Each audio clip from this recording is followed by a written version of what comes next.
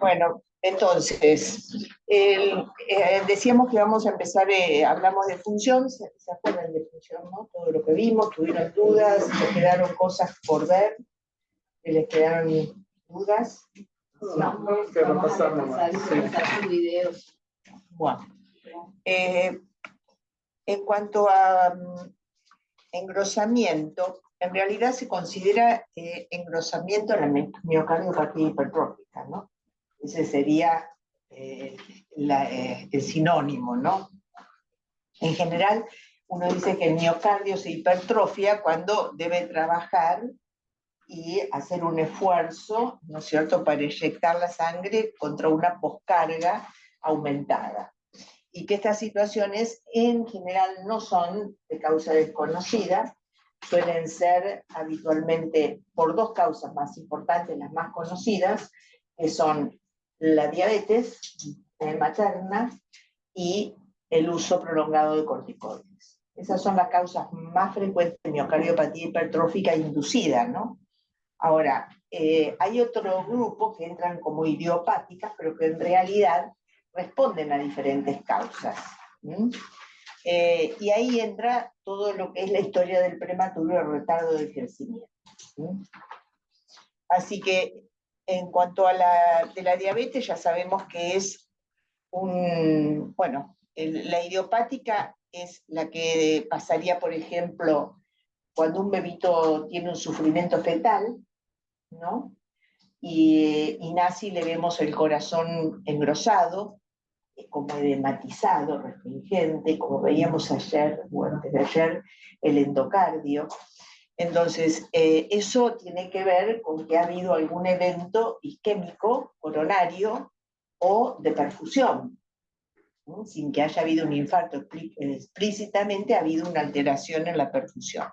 La infección y la inflamación, una coriamnionitis. A veces no tenemos infección específicamente porque no se ha detectado un germen, pero sí tenemos liberación de mediadores de inflamación. Eso no es inocuo para el miocardio y puede provocar la inflamación, edema y parecer una miocardiopatía hipertrófica. Un Doppler con redistribución de flujos es otra causa de miocardiopatía hipertrófica al nacer. O sea, que ha tenido una poscarga muy aumentada, el ventrículo derecho se ha sobrecargado y este ventrículo aparece como engrosado. Porque la alteración, como decíamos ayer, de las arterias umbilicales sobrecargan las cavidades derechas, ¿no? Porque se conectan a través del ductus y de la aorta descendente con el corazón derecho.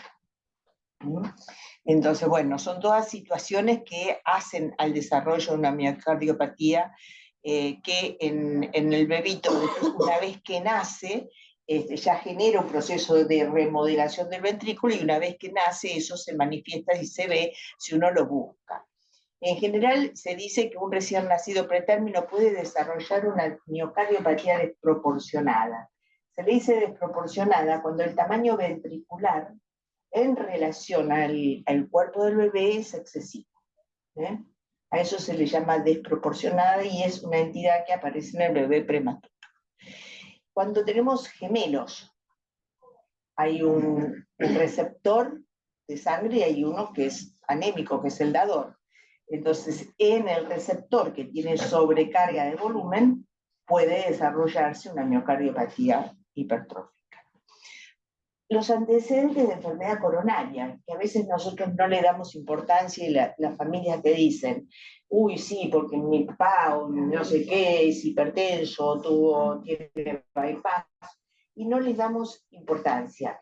Al parecer hay una carga génica que hace que los endotelios, ¿no es cierto?, sean más gruesos y que tengan más tendencia, ¿no es cierto?, a eventos isquémicos miocárdicos.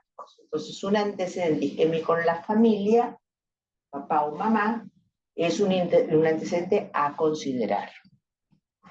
Y después, obviamente, que hay una serie de entidades que se asocian a alteraciones cromosómicas o génicas.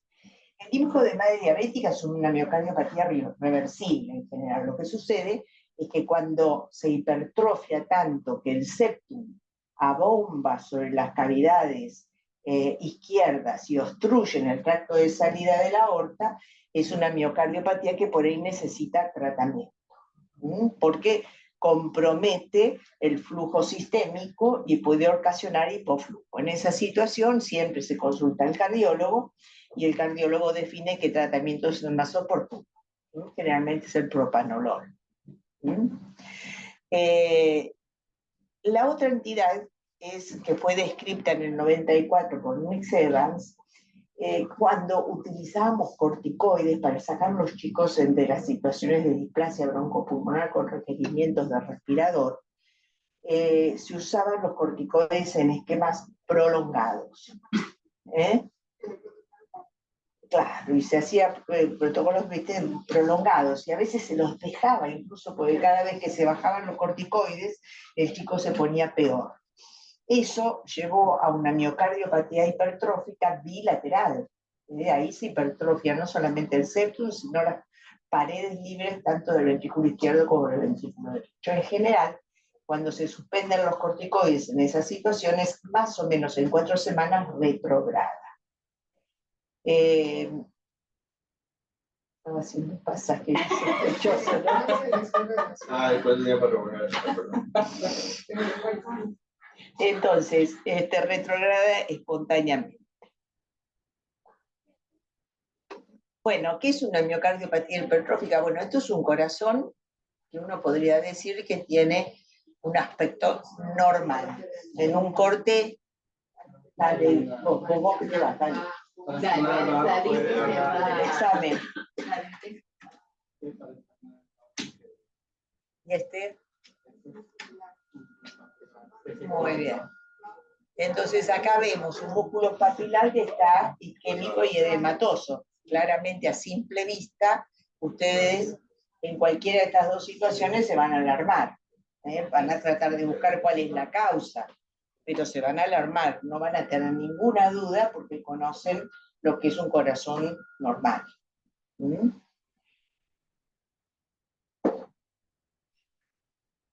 Bueno, ¿cuál es el grosor normal? Bueno, aquí tendríamos el ventrículo derecho, la pared libre, acá tendremos el septum y aquí tenemos la pared posterior del ventrículo izquierdo. Y estas serían más o menos las medidas. O sea que, de acuerdo a la edad gestacional, el septum y la pared libre del ventrículo izquierdo. Obviamente que no es tan estricto como está acá, pero viste, si un ventrículo, un septum que mide 8 milímetros, 6 milímetros, bueno, eso sería hipertrofia.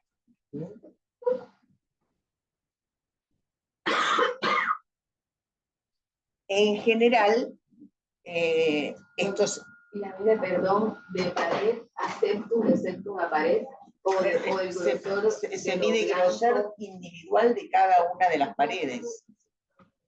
O sea, se mide, si este es el septum, allí, muy bien. Si esta es la pared libre, en la línea, en el trazado que da. Sí, señor. Y si no, también lo podés poner con un lineal, con un bidimensional. Medir directamente el grosor. Con el caliper ahí directamente. Claro, con el caliper. En sístole y en diástole. No. Esto es un pared external bajo, eje largo, ventrículo izquierdo, en septum y en pared libre. En este corte. ¿Entendés? Ahí está el ventrículo izquierdo. Pero en músculos papilares también se puede hacer eso, aunque solamente la duraría solamente. Y ahí músculos papilares no es el mejor lugar. Es mejor verlo en eje largo. Bueno, vamos a ver, por ejemplo, este bebito de 33 semanas es un bajo peso con 1.320 gramos. Fue un embarazo único, un nacimiento por cesárea, era un retardo de crecimiento con un Doppler alterado desde las 20 semanas. O sea que el bebé venía sufriendo, lo aguantaron hasta las 33 y terminan naciendo con enzima antecedentes de diabetes gestacional tratada con metformina, la mamá. Así que tenía todos los antecedentes. Este era el corazoncito de este bebé. Ven, a simple vista se ve el engrosamiento y la refringencia. Este es el ductus. Viste que decíamos que los ductus tenían el endotipo 1 y el endotipo 2. Bueno, este es el 2, claramente. Es un bebé sufrido, un retardo de crecimiento. Entonces acá yo voy a tener un ductus bidireccional que tiene un componente de derecha a izquierda casi a nivel sistémico, ¿no? Aparte voy a tener una función diastólica comprometida, porque es un ventrículo, claro, está alterada, la función diastólica. Acá voy a tener un catéter en la aurícula izquierda, que está atravesando la aurícula izquierda. Esto que está acá, que parece una vía de un tren, es el catéter. La aurícula se la veía un poco más complaciente, tenía regurgitación tricuspidia, y el gasto muy comprometido. A ver, entonces, era un ductus bidireccional, a ver si describimos bien. Bidireccional, presiones pulmonares casi a nivel sistémico, hemodinámicamente no es significativo, porque no es un ductus que a mí me preocupa, ¿verdad? El miocardio es refringente, por lo cual se solicitan enzimas cardíacas que resultan elevadas. La aurícula izquierda globosa, y tenía regurgitación tricuspidia con una presión pulmonar de 41. Fracción de acortamiento conservada y fracción de eyección también conservada, pero la relación EA prolongada y el DDI también. Eso es lo que hablaba de la disfunción diastólica. Y fíjense, el TAPSE y el MAPSE, ambos estaban por debajo de lo normal. Entonces, el gasto estaba comprometido, así que era una miocardiopatía isquémica, hipertensión pulmonar, disfunción diastólica con rendimiento comprometido, hipoflujo sistémico y ductus a controlar. Este bebé, con ese miocardio y con esas, y tenía enzimas elevadas, creo, ¿no? Sí, no dice el valor, pero con enzimas elevadas necesita una poscarga que esté alivianada. Entonces, de algún modo nosotros necesitamos bajar las resistencias pulmonares y bajar las resistencias sistémicas para que este bebé tenga más aliviado ese ventrículo isquémico. A este bebé yo le pongo dopamina y no la va a tolerar, porque no solamente le aumentó la poscarga por la ablación de la placenta, sino que aparte le estoy poniendo una droga que le va a aumentar la resistencia sistémica y ese ventrículo va a claudicar. Entonces eso siempre tenerlo en cuenta. ¿Qué pasa con un bebito nacido con una sepsis? En general, pueden mantener la presión arterial en un rango normal, porque al principio haya algo de vasoconstricción asociado a la ablación de la placenta, pero el gasto puede estar igualmente comprometido. Y ese bebé, entonces lo que a mí me tiene que preocupar es que está con una inflamación y con hipoflujo sistémico. Habitualmente se asocia con compromisos cardiovasculares y en etapas posteriores el gasto se eleva y las resistencias vasculares sistémicas caen, porque es la evolución propia de la inflamación. Cuando las resistencias se van descendiendo, las sistémicas, ¿no es cierto? Y en situación de sepsis empieza la vasoplejía, si yo no lo detecté y no lo traté. Bueno, el ultrasonido efectuado tempranamente puede guiar la necesidad de un tratamiento y una terapéutica adecuada. Y la respuesta asistida con el ultrasonido se asoció a predecir un poquito la evolución. Así que tratar de siempre tenerlo presente cuando hay sospecha de infección. Bueno, este chiquito es un bebé que tiene una miocardiopatía también, isquémica y edematosa. Fíjense en los antecedentes, es un 23,5, o sea que sería un peso apropiado, por término extremo, ¿no? 535 gramos, había tenido una gestación anterior a la mamá con un aborto, tenía ruptura prematura de membranas de 72 horas y una coriomionitis severa. Asistencia respiratoria mecánica, se habían tomado cultivo, antibióticos. El ecocardiograma muestra esta imagen de miocardiopatía hipertrófica, restringente, gasto biventricular en el límite, taquicardia, flujo en vena cava superior comprometido. Así que a este bebito se le puso dobutamina. Al quinto día el gasto continuaba comprometido, signos de compromiso de la función diastólica y del rendimiento, y compromiso circulatorio periférico y sistémico. Responde al descenso de la poscarga con milrinona. Fíjense que ambas enzimas, tanto la seca masa como la troponina, estaban elevadas. Bueno, en esta situación, primero no me acuerdo si se había recibido corticoides, pero esto es un paciente de hace algunos años, y lo de la indometacina es del último año. Pero sí hubiera tenido indicación, porque es precisamente la edad gestacional donde protege al cerebro. Bueno, en general, recordar que puede deberse a infecciones bacterianas, virales o micóticas, pero que también existen virus. Y el enterovirus y el Coxsackie son virus que pueden provocar miocarditis y miocardiopatías. El diagnóstico obviamente es químico, electroencefalograma y ecocardiograma. Y el tratamiento, obviamente, tratar de que sea lo antes posible.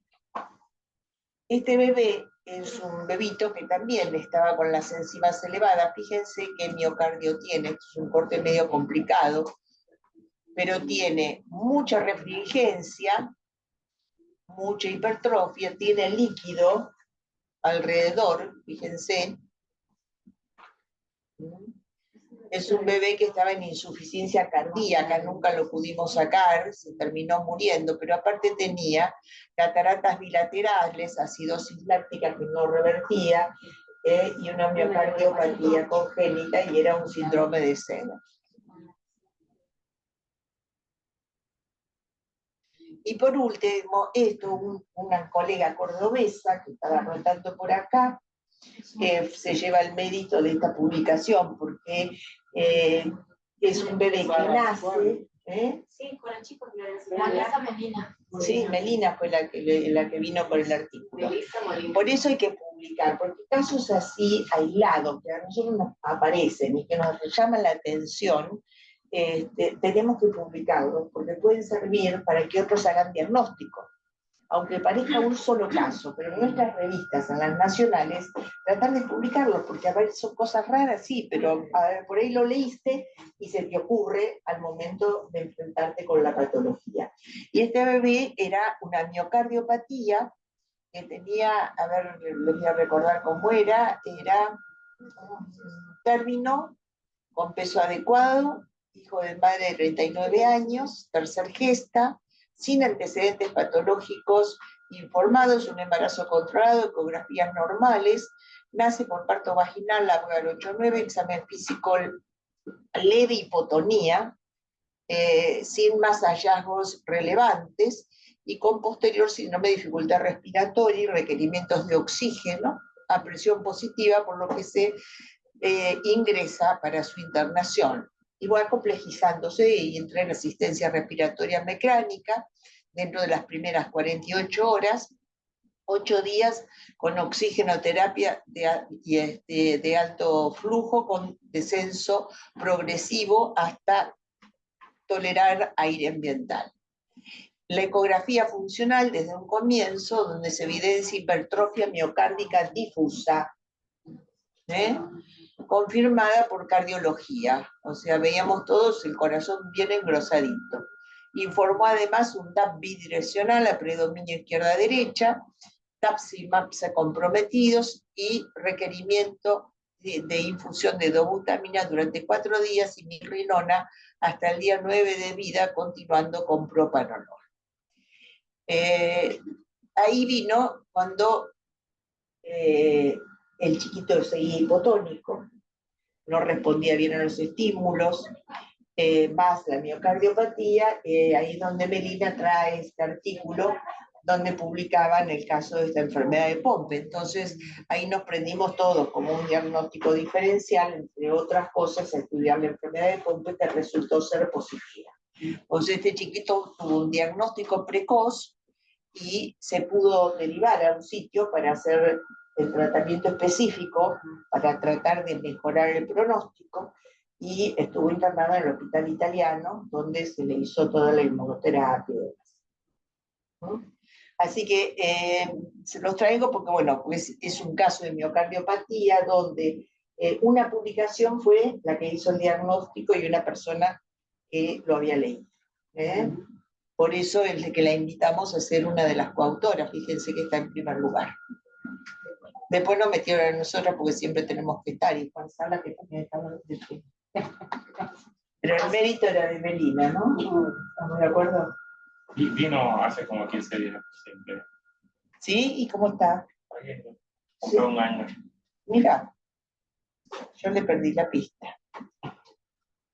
Bueno, esto es miocardiopatía hipertensiva. ¿Sí? Ahora vamos a hacer un poquitito de... Vamos a dejar esta de costadito. Y vamos a ver un poquito de... ¿Qué es esto? Se ha detenido la función de compartir pantalla, ¿no?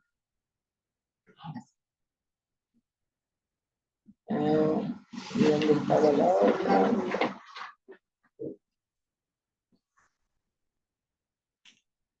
Acá. Lo tenemos que compartir, ¿no?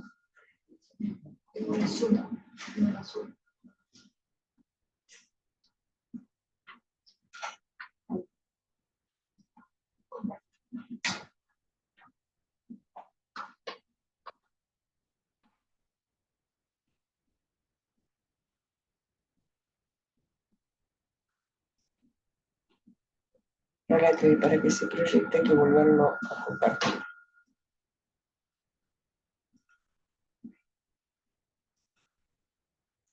Bueno, novedades, las últimas novedades sobre el tema del ultrasonido, que para tenerlas más frescas, pero que las hemos visto recientemente, y son los predictivos de ductus, persistentes o dinámicamente significativos. Y un ductus que puede llegar a darnos problemas, y ahí lo que se agregó a la inmadurez, a la enfermedad de membrana hialina, a las dosis de surfactante, a la trombocitopenia y a la constricción demorada, es la evaluación del gasto de ambos ventrículos y de la vena cava superior dentro de las primeras 12 horas de vida en menores de 32 semanas, como elementos, digamos, que hacen a predictivos, que quiere decir que no es que por sí solitos indican tratamiento, indican que ese ductus tiene que ser controlado.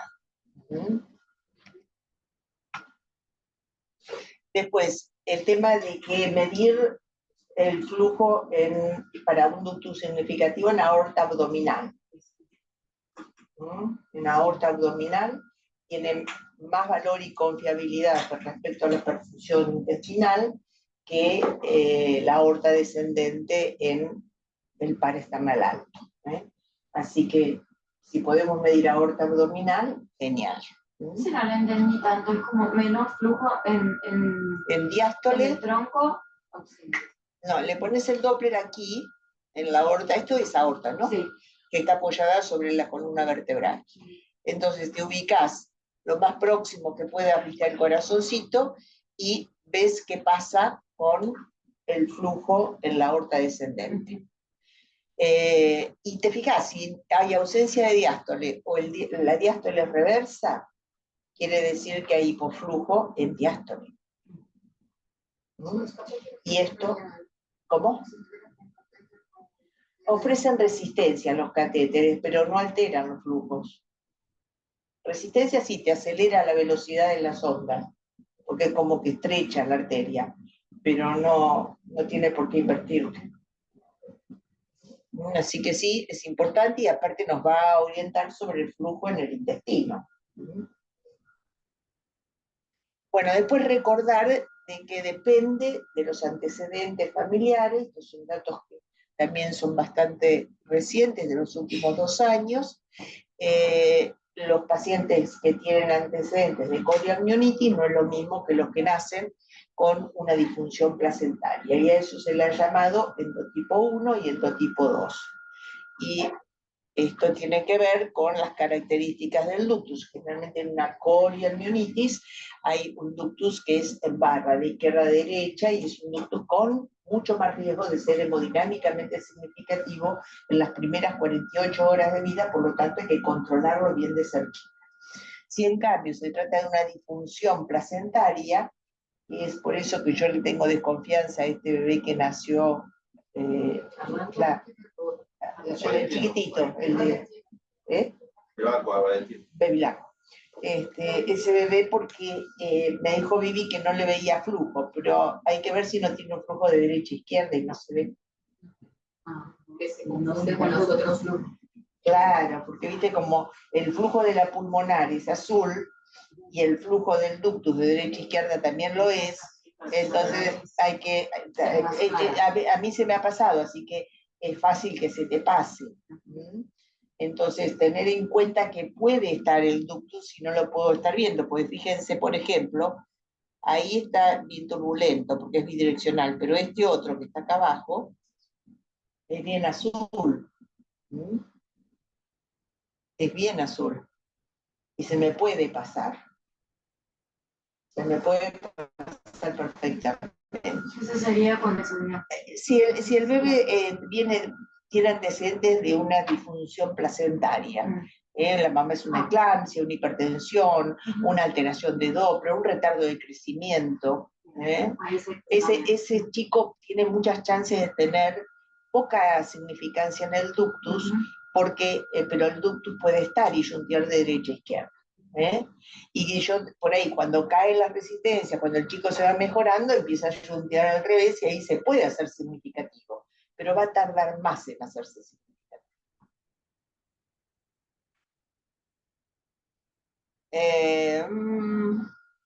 Bueno, recordar de la coriamnionitis, que predispone, por supuesto, esto es más viejo, ¿no? A parálisis, a NEC, que hay que tener cuidado, que hay afectación importante del miocardio, disfunción miocárdica, engrosamiento, edema, como la miocardiopatía que vimos, son chicos de mucho riesgo y que hay que tratar de aliviar esos ventrículos. Y bueno, esto es del tratamiento profiláctico con indometacina en los bebés de 23, 24, 25 semanas, con peso adecuado, que no han recibido corticoides y que tienen una sospecha fuerte de infección o inflamación. Ahí protegería en dosis bajas y única dosis de indometacina o inhibidores de la ciclooxigenasa el neurodesarrollo. Menos incidencia de hemorragia y de leucomalacia. Sin embargo, en otras edades gestacionales tiene mayor incidencia de NEC y de perforación intestinal, así que ojo con usarla en otras edades. Todavía falta un poco más de evidencia.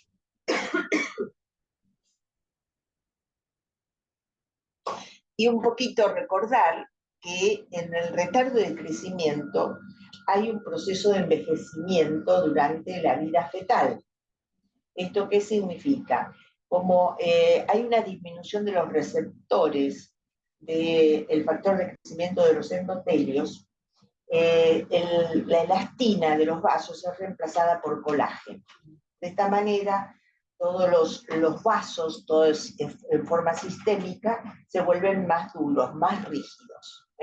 Y esto no solo es algo que se produce a nivel de las arterias sistémicas, sino también del pulmón. Por lo tanto, son bebés que pueden evolucionar con hipertensión pulmonar e hipertensión sistémica y enfermedades no transmisibles como alteraciones metabólicas de distinto tipo. Entonces, síndrome metabólico y demás. Por lo tanto, es muy importante en estos bebitos con retardo de crecimiento hacer una vigilancia activa de la presión arterial y de la función cardíaca. recordar que estos bebés tienen una mayor incidencia de displasia broncopulmonar simplemente por ser un retardo de crecimiento. Fíjense en los datos, y es displasia en pacientes sin retardo de crecimiento, la incidencia va en menores de 25 a 60, en 28, 23%, y fíjense en este grupo, de moderada 60 y de severa 90, menores de 27. O sea que simplemente el retardo de crecimiento ya de por sí es un factor de riesgo de displasia broncopulmonar severa.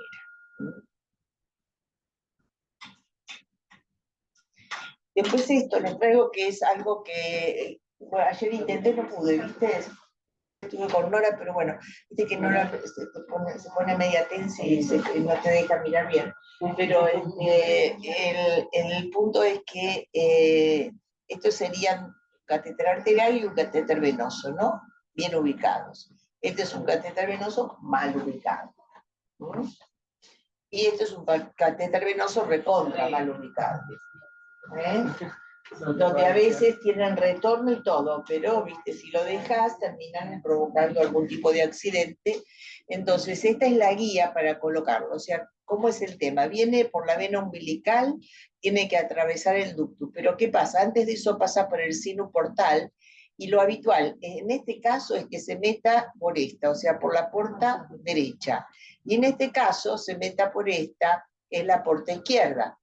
Entonces, tratemos, ¿ven?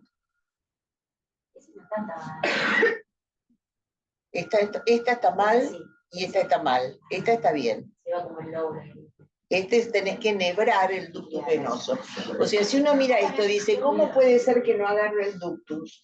Si está mucho más fácil agarrar el ductus que agarrar la hepática derecha o la hepática izquierda, ¿verdad? Pero sin embargo, la mayoría de las veces se va para el hígado. Entonces, guiar con eco, así debiera verse, o sea, con eco bidimensional, uno se mete, este es el sino portal, y entonces si le metes líquido, vas avanzando y viendo esta turbulencia. Este catéter quedaría bien ubicado, este estaría mal ubicado, este está bien ubicado.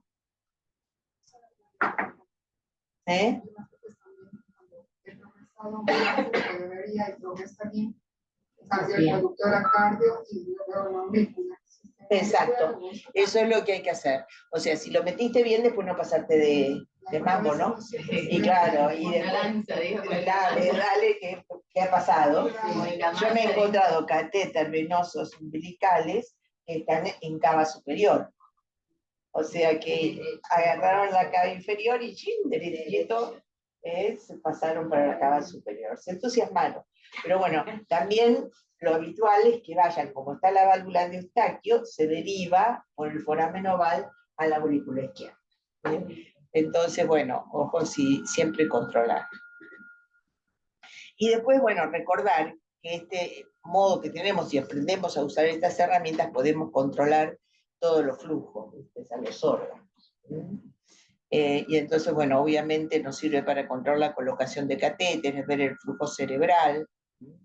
Esto es algo que ustedes hacen habitualmente en eco cerebral, ver el tamaño de los riñoncitos, ver el flujo renal.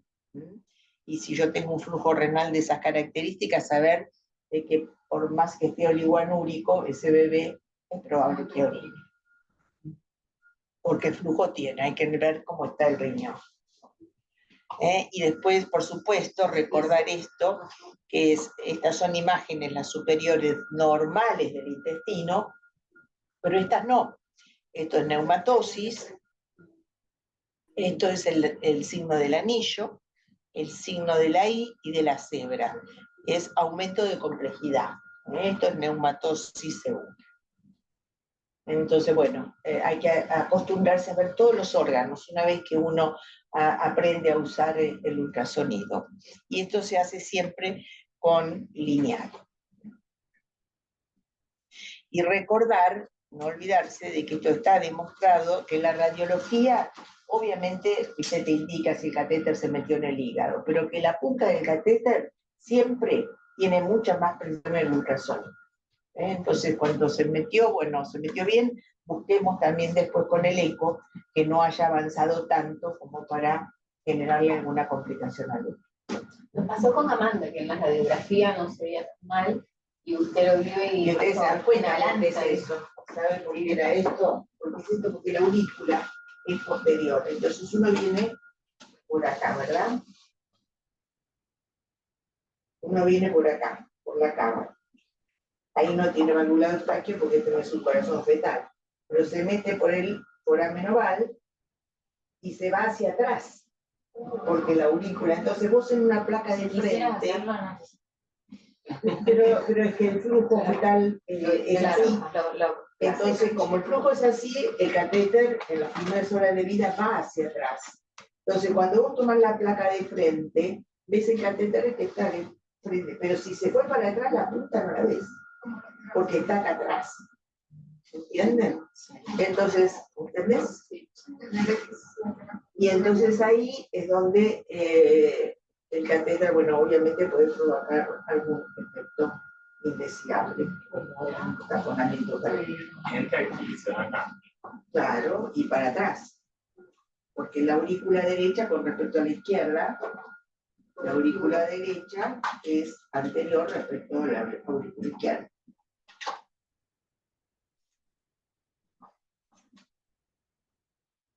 ¿Sí? Bueno, ahora sí, terminamos. Ahora la foto. Con el corazón. Como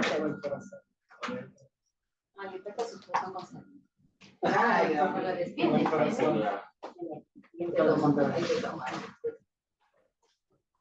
Es el responsable de que haya encontrado esto.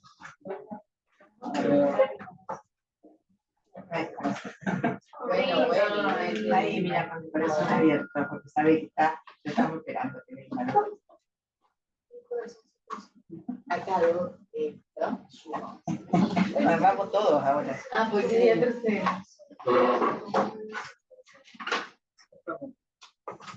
Por favor. Está bien. Y a mí también, mándenme, porque así después los publico y salen en las redes. Se hacen famosos, che. Bueno, yo ya salí. Con todo nuestro tratamiento, ¿verdad? Vos haciendo eco, vamos ahí. Espera, vamos a poner ahí. Yo soy el amor. Eso que no sale. Ahora la voy a poner Ahí. El corazón azul. A ver, Voy a hacer eco. Pásame conmigo.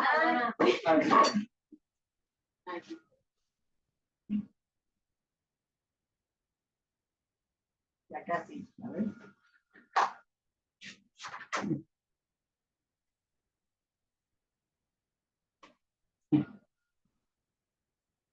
Niño. Bueno, muy bien. Llevarlo al hospital que vean que hiciste. Sí. Que me las mandan las fotos. Tuve un hijo, No podemos sacar. Mándenme todas las fotos que se van sacando, así que y se hacen famosos y saben que ¿Cuál es su número? 11-4, Buenos Aires, 54. 54-9. Frío. 4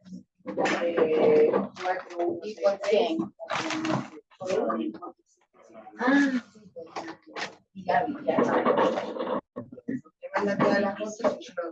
Yo no considero con María, probablemente vaya la que tiene la aorta más delgadita que la pulmonar. Sí, la hipertensión pulmonar. Bien. Cuando le tomemos el control de la TA, se la podemos tomar del tomo, del catéter arterial y una periférica. Por esto que dijeron que estuviéramos pendientes por cuando se siente el flujo del punto, que no hay una coartación y eso. Ya, ¿cómo estaba la? ¿Cómo le sacamos la capa? Ayer tiene la última troponina, tiene elevada, lo que nos dijo más o menos a 48. No sé si pincharla, sobre todo. No, tendría ganas de mirarla, ¿no?